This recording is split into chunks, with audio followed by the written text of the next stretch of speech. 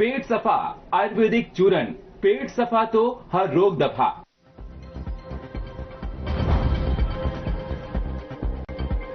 रोहतक में special Olympic Bharat athletics national championship आयोजित। CM वाहन ने बाइक सवार कुमारी टक्कर, हादसे में बाइक चालक की मौत।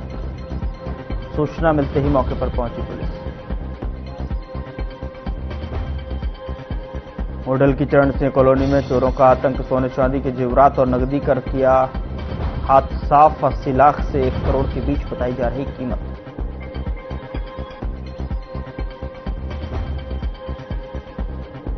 हरियाणा में ठंड के साथ कोहरे का कहर जारी, धुंध के चलते वाहन चालकों को हो रही भारी परेशानी। सड़कों पर रेंगे दिख रहे वाहन।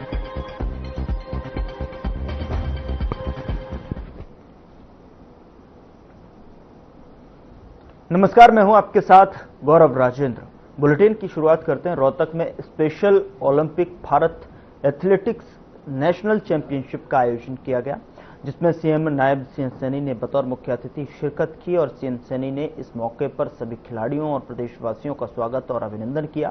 सीएम सैनी ने बताया कि प्रदेश में खेल सुविधाएं विकसित करने के लिए पिछले 11 सालों में 989 करोड़ रुपए खर्च किए हैं। खेल विभाग का बजट भी बढ़ाकर 2 गुना से ज्यादा किया गया है। सीएम सैनी ने और क्या कुछ कहा, आपको सुनाते हैं। भारत माता की। आज मेरे लिए ये बहुत ही खुशी का दिन है कि स्पेशल ओलंपिक भारत द्वारा हरियाणा की हमारे इस ऐतिहासिक यूनिवर्सिटी हरियाणा को चुना गया है। मैं इसके लिए स्पेशल ओलंपिक भारत की अध्यक्षा श्रीमती मल्लिका नड्डा जी का बहुत बहुत धन्यवाद करता हूं, आप सबको बधाई देता हूं। इस अवसर पर भारतीय जनता पार्टी के हमारे प्रदेश के माननीय अध्यक्ष मोहनलाल कौशिक जी, हमारे खेल राज्य मंत्री गौरव गौतम जी, भारतीय जनता पार्टी के राष्ट्रीय सचिव वरिष्ठ नेता भारतीय जनता पार्टी ओम प्रकाश धनखड़ जी, पूर्व मंत्री हरियाणा सरकार वरिष्ठ नेता भारतीय जनता पार्टी मनीष ग्रोवर जी, हमारे रोहतक के मेयर राम अवतार वाल्मीकि जी, जिला के अध्यक्ष रणवीर ढाका जी, हमारे MDLPS बोसाड राजेश जैन जी, उपाध्यक्ष स्पेशल ओलंपिक भारत पवन कुमार पटोदिया जी, महासचिव special Olympic Bharat doctor DG Chaudhary ji, हमारे MDU यूनिवर्सिटी के vice chancellor professor Rajveer Singh ji, हमारे वाइस चांसलर अमित आर्य जी और वाइस चांसलर रामपाल सैनी जी और उपस्थित सभी राज्यों से पधारे हमारे खिलाड़ी, कोचेज और हमारे अभिभावक गण, आप सबका मैं इस हरियाणा की पवित्र भूमि, ऐतिहासिक भूमि, आप लोग यहां पधारे हैं, आप सबका मैं बहुत बहुत स्वागत और धन्यवाद करता हूं। साथियों, आज मेरे लिए ये बहुत ही गौरव का दिन है कि महर्षि दयानंद विश्वविद्यालय रोहतक की इस ज्ञान की धरा पर स्पेशल ओलंपिक भारत राष्ट्रीय एथलेटिक्स चैंपियन का आज शुभारंभ होने जा रहा है। इस अवसर पर आप सभी को मैं बहुत बहुत बधाई देता हूं। साथियों, यह केवल एक खेल प्रतियोगिता नहीं है। आज इसका जो शुभारंभ हो रहा है और इसका ये शुभारंभ भी नहीं है, बल्कि यह सम्मान, अवसर व समावेशी भारत क्या भावना का ये संजीव उत्सव है। साथियों, मुझे खुशी है कि इस चैंपियनशिप में 26 राज्यों के लगभग 500 से अधिक खिलाड़ी, उनके कोचेज और सहयोगी भाग ले रहे हैं। साथियों, यह अपने आप में भारत की विविधता, एकता और खेल भावना का ये अनूप उदाहरण है। साथियों, ओलंपिक, जो स्पेशल ओलंपिक की विशेषता ये यही है कि यह हमें खेल को केवल एक पदक और प्रतिस्पर्धा की दृष्टि से नहीं, बल्कि मानव आत्मा की शक्ति और संभावनाओं के रूप में देखने की ये दृष्टि देता है। साथियों, यह मैदान पर दौड़ते, कूदते और जीतते के लिए संघर्ष करते हमारे खिलाड़ी हमें दिखाई देते हैं, हमें सिखाते हैं कि सीमाएं शरीर की नहीं होती। जब इस मैदान के ऊपर हमारे खिलाड़ी दौड़ेंगे और जीत के लिए संघर्ष करेंगे तो हमें ये प्रेरणा मिलती है कि सीमाएं शरीर की नहीं होती बल्कि सोच की होती है। आज यहां हर खिलाड़ी चुनौतियों को पार करते हुए यह संदेश दे रहा है कि यदि अवसर, प्रशिक्षण और विश्वास मिले तो हर व्यक्ति असाधारण बन सकता है। साथियों, इस राष्ट्रीय प्रतियोगिता के साथ साथ स्वास्थ्य एवं चिकित्सा शिविर, यूथ एक्टिवेशन कार्यक्रम और एथलीट्स लीडरशिप ट्रेनिंग जैसे पहले की जा रही हैं। साथियों, इन कार्यक्रमों के माध्यम से खिलाड़ियों के शारीरिक स्वास्थ्य के साथ साथ मानसिक सशक्तिकरण और नेतृत्व क्षमता का भी विकास हो जाता है। साथियों, यही सच्चा समावेशन है जहां खिलाड़ी केवल पदक विजेता नहीं बल्कि समाज के सक्रिय नागरिक, प्रेरणा स्रोत और रोल मॉडल बनते हैं। साथियों, अक्सर देखने में भी आता है कि समाज में पैरा ओलंपिक और स्पेशल ओलंपिक को एक दूसरे का पर्याय भी मान लिया जाता है। साथियों, वास्तव में दोनों अलग अलग हैं लेकिन समान रूप से महत्वपूर्ण भी हैं। पैरा ओलंपिक शारीरिक दिव्यांगता वाले खिलाड़ियों के लिए आयोजित किए जाते हैं, जबकि स्पेशल ओलंपिक बौद्धिक एवं विकासात्मक दिव्यांगता वाले व्यक्तियों के लिए एक वैश्विक आंदोलन है। साथियों, स्पेशल ओलंपिक केवल प्रतिस्पर्धा तक ये सीमित नहीं है बल्कि इसमें प्रशिक्षण, सहभागिता, आत्मविश्वास और आजीवन विकास का समान महत्व दिया जाता है। युवा साथियों, हमारे लिए खुशी की बात है कि स्पेशल ओलंपिक भारत को केंद्र सरकार ने ministry of youth affair and sports द्वारा भी मान्यता दी गई है। साथियों, यह हमारे देश की उस समावेशी खेल नीति का सशक्त प्रमाण है जो हर नागरिक को उसकी क्षमता के अनुसार आगे बढ़ाने का अवसर देने में भी ये विश्वास रखती है। साथियों, मैं बधाई देना चाहूंगा और मैं धन्यवाद भी करना चाहूंगा डॉक्टर मल्लिका नड्डा जी का। आपका योगदान भारत में स्पेशल ओलंपिक आंदोलन को मजबूती देने में ऐतिहासिक और प्रेरणादायक रहा है। फतेहाबाद के गांव पीली मंदोरी में पंडित जसराज की 96वीं जयंती पर राज्य स्तरीय कार्यक्रम का आयोजन किया गया और मुख्यमंत्री नायब सिंह सैनी मुख्य अतिथि के रूप में पहुंचे और पंडित जसराज को श्रद्धांजलि अर्पित की। बता दें कि सीएम ने कहा कि पंडित जसराज का एक व्यक्ति नहीं बल्कि भारतीय शास्त्रीय संगीत की एक संस्था थे जिनकी कला ने दुनिया भर में पहचान बनाई। और इस अवसर पर पंडित जसराज कल्चरल फाउंडेशन की 4थी वर्षगांठ भी मनाई गई। उनकी प्रतिमा का अनावरण किया गया। बता दें कि मुख्यमंत्री ने गांव पीली मंदोरी में पशु अस्पताल के नवीनीकरण, 43 केवी बिजली घर और SC-BC चौपाल और भट्टू में जो है नई ITI की घोषणा की।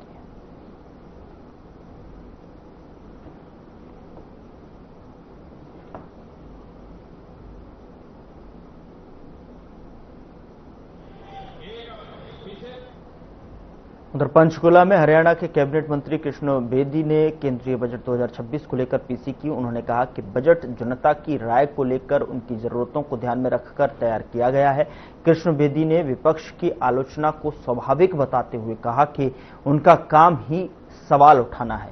उन्होंने कहा कि मोदी सरकार का लक्ष्य 2047 तक भारत को विकसित राष्ट्र बनाना है। बजट में रक्षा, उद्योग और कृषि क्षेत्रों को मजबूती देने पर विशेष ध्यान दिया गया है। में जब एनडीए की सरकार बनी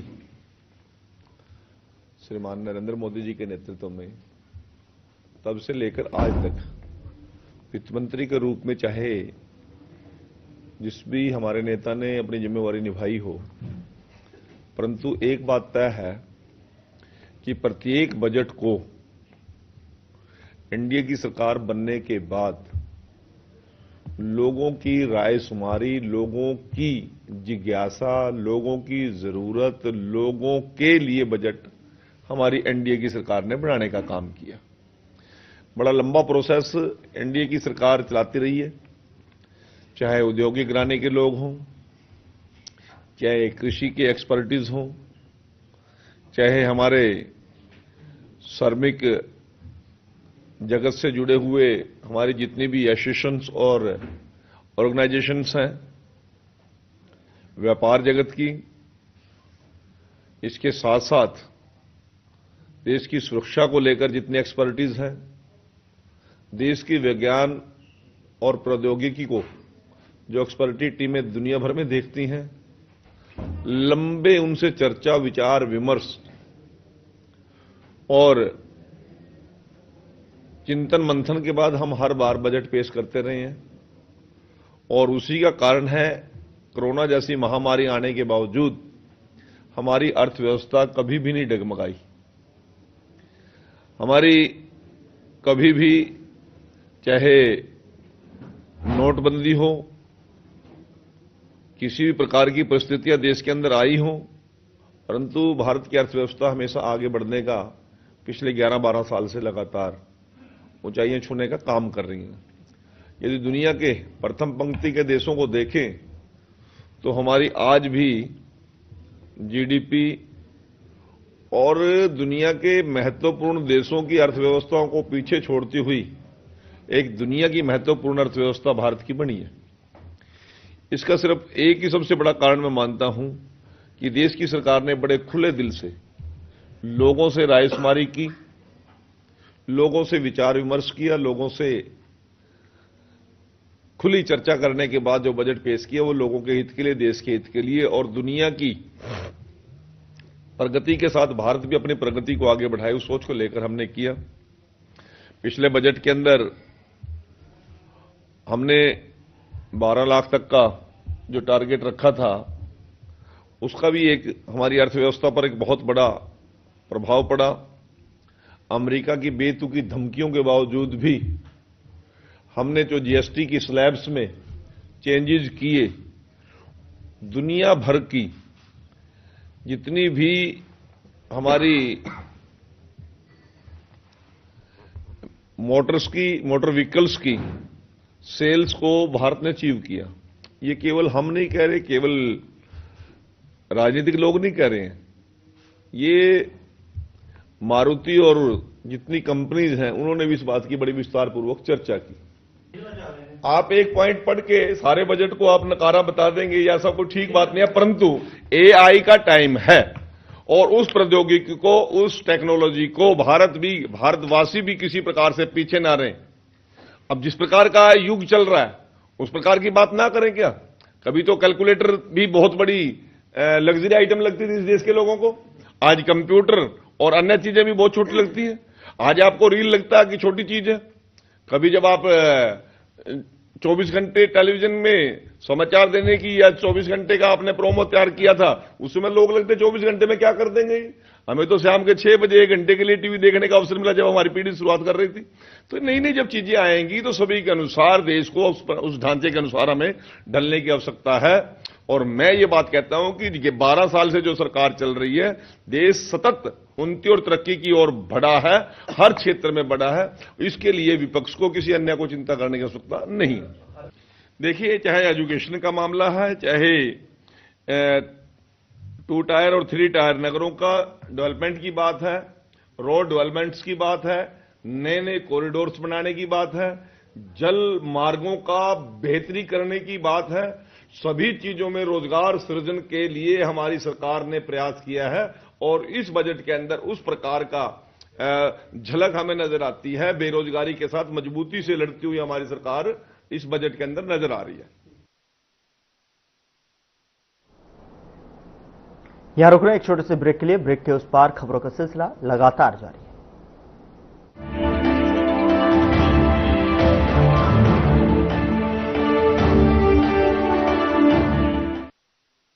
कुछ लोग खाते पीते तो बहुत बढ़िया हैं, पर फिर भी उनकी सेहत नहीं बनती।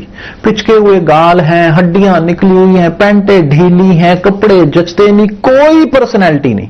ऐसे लगता है इधर से खाए जा रहे हैं, उधर से निकले जा रहा है, क्योंकि उनका पाचन तंत्र खराब है। और जब तक के पाचन तंत्र दुरुस्त नहीं होगा, वो जितना मर्जी अच्छे से अच्छा खा ले, उनकी सेहत नहीं बन सकती।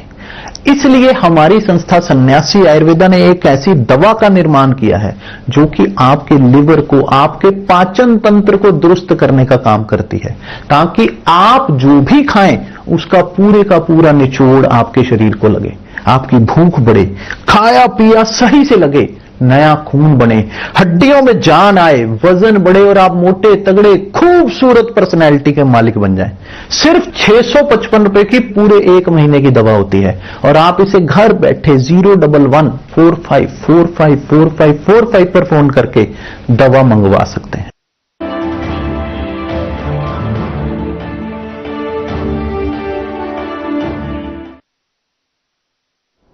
ब्रेक के बाद स्वागत है आपका। खबरों में आगे बढ़ते हैं। हिसार में डॉक्टर कमल गुप्ता ने कहा कि केंद्र का आम बजट देश को विकसित राष्ट्र बनाने की दिशा में मजबूत कदम है। उन्होंने हरियाणा के राखीगढ़ी को आइकॉनिक साइट बनाने और हाई स्पीड रेल कॉरिडोर की जो है बड़ी उपलब्धि बताया।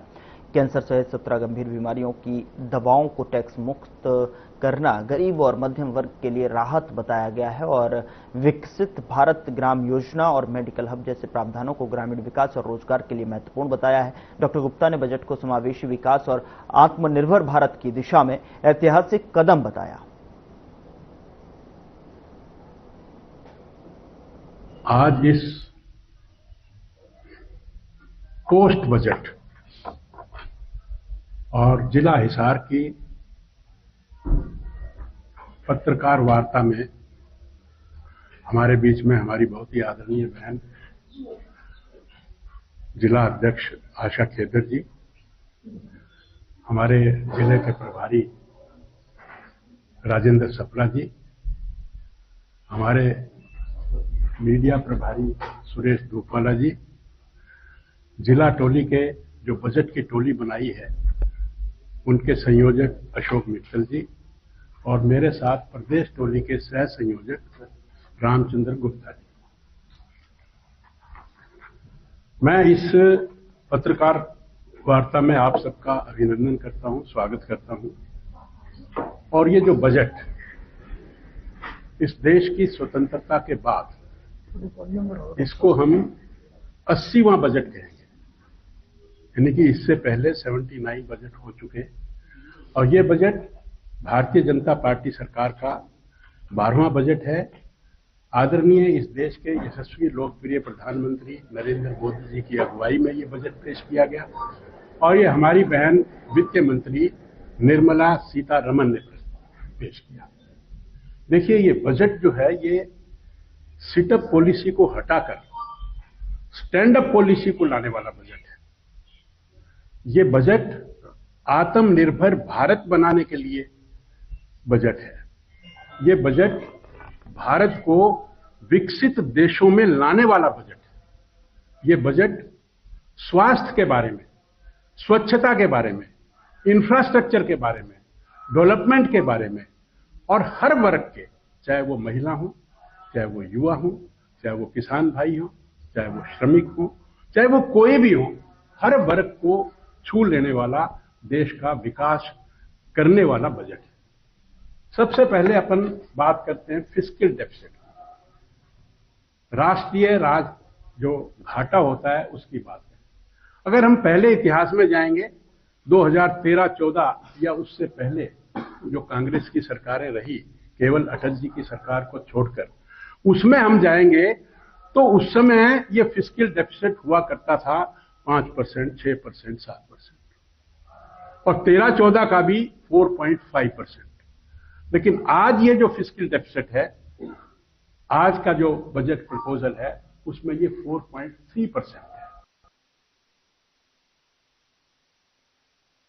उधर जुलाना में हाईवे नंबर 352 पर गोसाई खेड़ा गांव के पास में बीती रात एक दर्दनाक सड़क हादसे में बाइक सवार युवक की मौत हो गई। बता दें कि अज्ञात वाहन ने बाइक को पीछे से जोरदार टक्कर मार दी, जिससे युवक सड़क पर गिरकर गंभीर रूप से घायल हो गया। हादसे के बाद वाहन चालक मौके से फरार हो गया। मृतक की पहचान जींद के रोहतक रोड निवासी 38 वर्षीय मनोज कुमार के रूप में हुई है। पुलिस ने शव को कब्जे में लेकर नागरिक अस्पताल में पोस्टमार्टम के बाद परिजनों को सौंप दिया। मृतक के भाई की शिकायत पर अज्ञात वाहन चालक के खिलाफ मामला दर्ज किया गया और साथ ही आपको बता दें कि पुलिस मामले की जांच में जुटी हुई है।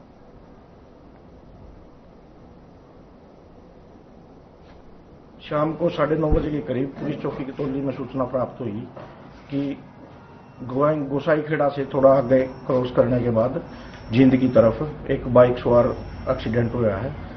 तो हम अपनी टीम के साथ मौके पर गए थे। वहां उसके कुछ परिजन आ भी गए थे, बाकियों को उसके जो नंबर वगैरह मोबाइल से निकाल के उनसे संपर्क करके उनको मौके पर बुलाया गया। मौके पर आने के बाद पता चला कि भाई वो जुलाना किसी काम के लिए गया था और वो घर जाते समय किसी अज्ञात वाहन ने उसको टक्कर मार दी, जिससे है ना पीछे से आने वाली गाड़ियों ने भी उसको है ना मतलब उनके टायरों की रगड़ से उसको ज्यादा चोटें लगी, गंभीर अवस्था में हो गया। वो मौके पर उसकी मौत हो गई थी। मृतक की पहचान और एज? मृतक की पहचान मनोज पुत्र ओम प्रकाश वासी रोहतक रोड जींद है। एज उसकी 38 साल है। 2 बच्चे हैं उसके छोटे। क्या पोस्टमार्टम वगैरह हो गया? हाँ, पोस्टमार्टम हो गए और कार्रवाई शुरू कर। उधर कैथल के गोहलाचीका क्षेत्र में आज तड़के करीब 4 बजे एक बड़ा सड़क हादसा हो गया। गोहलाचीका रोड पर एक ट्रक अचानक अनियंत्रित होकर डिवाइडर से जा टकराया। टक्कर इतनी तेज थी कि सड़क किनारे लगा बिजली का खंभा टूटकर गिर गया। गनीमत रही कि हादसे में किसी भी व्यक्ति को जानमाल का नुकसान नहीं हुआ है और ट्रक में लदा सामान भी सुरक्षित रहा। सूचना मिलते ही पुलिस मौके पर पहुंची।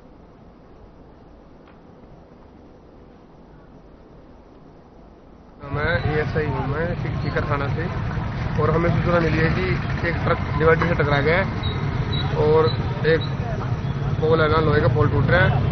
इसमें जो ट्रक है ना काफ़ी डैमेज हो गया आगे से। बाकी किसी और नुकसान नहीं है किसी प्रकार का जान माल का सर। और कब ये मतलब दुर्घटना किस टाइम हुई, किस समय की बात है? हमें सूचना मिली है रात के 4 बजे करीब। हम मौके पे आ गए थे और ड्राइवर ने से पूछताछ की। ड्राइवर ने बताया कि नींद आ गई थी मुझे। इन सारे ने बुलाया।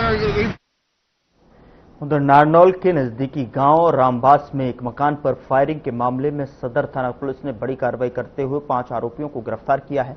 दरअसल आपको बता दें कि थाना प्रभारी धर्मवीर सिंह ने बताया कि आपसी रंजिश के चलते आरोपियों ने एक व्यक्ति के घर के बाहर गोलियां चलाई थीं और पुलिस ने मौके से फायर किए गए 2 खाली खोल भी बरामद किए हैं।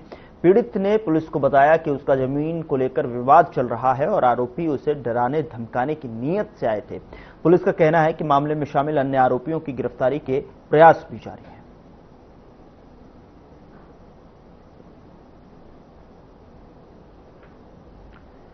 होडल देर रात चरण सिंह कॉलोनी में पूर्व मंत्री जगदीश नायर के घर के सामने चोरों ने बड़ी वारदात को अंजाम देते हुए करीब 80 लाख से 1 करोड़ के बीच चोरी कर लिया। आपको बता दें कि कॉलोनी में ये पहली घटना नहीं है, बल्कि इससे पहले भी चोर 4 बड़ी चोरियों को अंजाम दे चुके हैं। लेकिन हैरानी की बात यह है कि पुलिस अभी तक मामले में हाथ खाली है।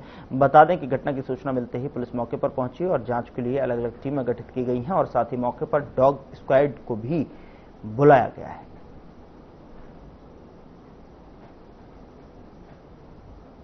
एक शादी में गुड़गांव शादी में गए हुए थे, तो वहां से आए। जब पता पड़ा हमको आकर के सुबह आए 5 बजे।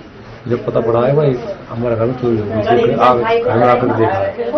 उसके बाद फिर देखा हम लॉकर थे, लॉकर में से हमारे घर का 32 तोले सोना है, 3 किलो चांदी है और 14,20,000 कैश। तो क्या कोई शादी में गए हुए थे आप? शादी में। तो आपको फिर कैसे पता पड़ी सुबह? सुबह 5 बजे आए जी, आकर हमने देखा तो ताले वगैरह टूटे हुए थे, उसमें घुसते ही हमको देखा यहाँ टूटे हुए हैं।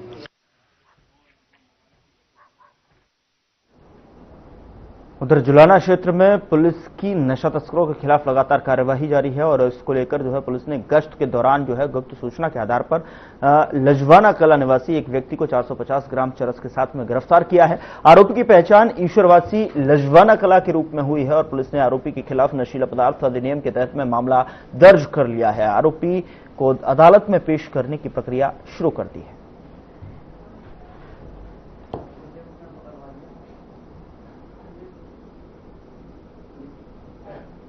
सूचना मिली थी कि ये ईश्वर पुत्र रामधन वासी लजवाना कला जो नशा बेचने का काम करता है, तो उस मुखबरी पर पुलिस ने रेड करी और 450 ग्राम सुल्फा सहित पकड़ा गया।